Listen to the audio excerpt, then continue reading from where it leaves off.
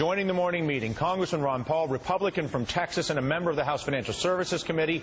His amendment to audit the Fed won approval in committee yesterday, along with a sweeping financial overhaul bill. Congressman Paul, your thoughts on the Fed chief?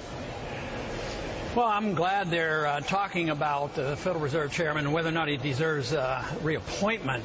But I think it misses the key point, and that is the functioning of the Federal Reserve, the whole purpose of the Federal Reserve, and all the power that they have, and the fact that they're secret.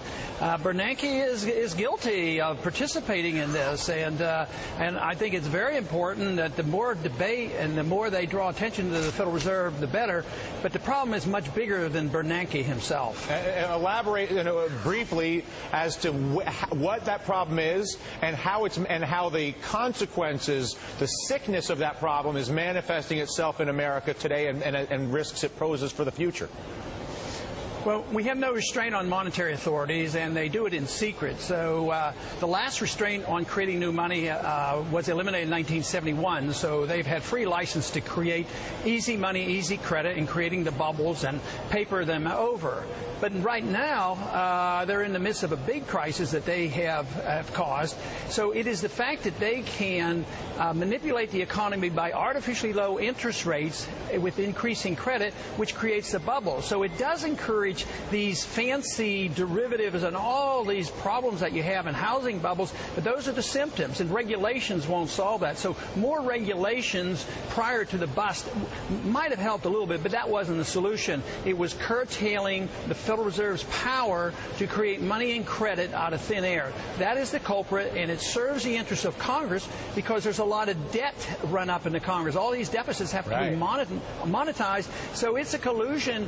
Congress is a little bit hypocritical of saying, oh, it's all the Fed's fault, but the Fed accommodates the Congress, but it's a whole system of deficit financing and printing press money, and finally it has come to an end, but this was predictable.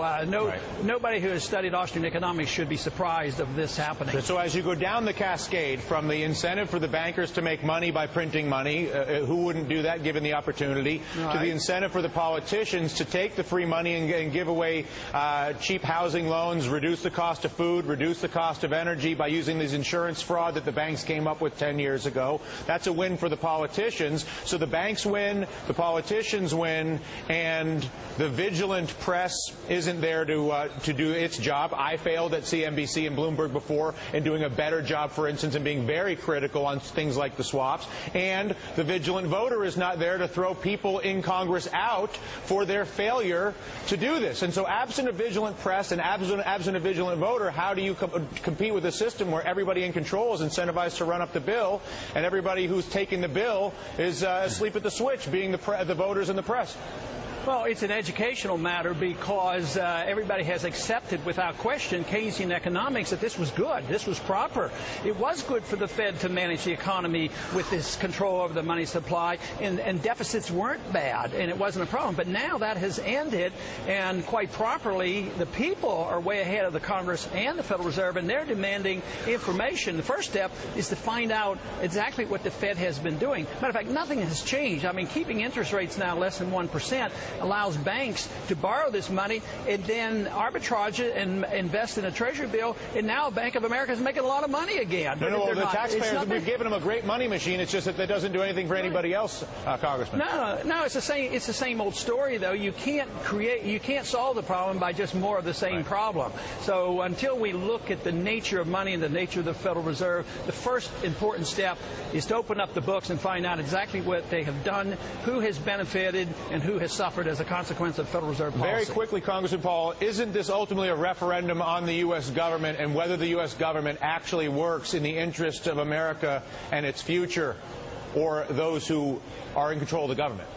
Yeah, I think so, and I talk a lot about what we have to ask is what should the role of government be? And if we think that the role of government ought to be to police the world and run a welfare state and not worry about deficits, we're completely wrong. And what it's telling us now, it won't work. Yeah. It's coming to an end. So if we had the proper role of government, and, you know, we might consider looking at the guidelines given to us by the Constitution. Oh, you're crazy. And yeah, I mean, that's an extreme view. Yeah.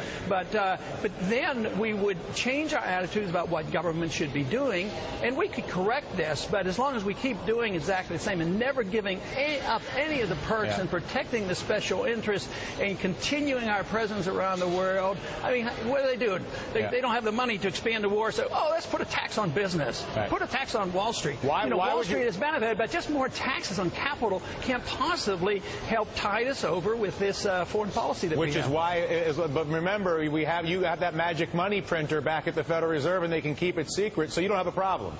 Yeah, that's what they do, and I think transparency is the name of the game right now, and we're winning that fight. Transparency will reveal the problems that we have, and maybe we'll do something about it. Well, Congressman, you have our open and unabashed support in that particular mission. I could not agree more. Once we can see what we're dealing with, at least then we can try to deal with it.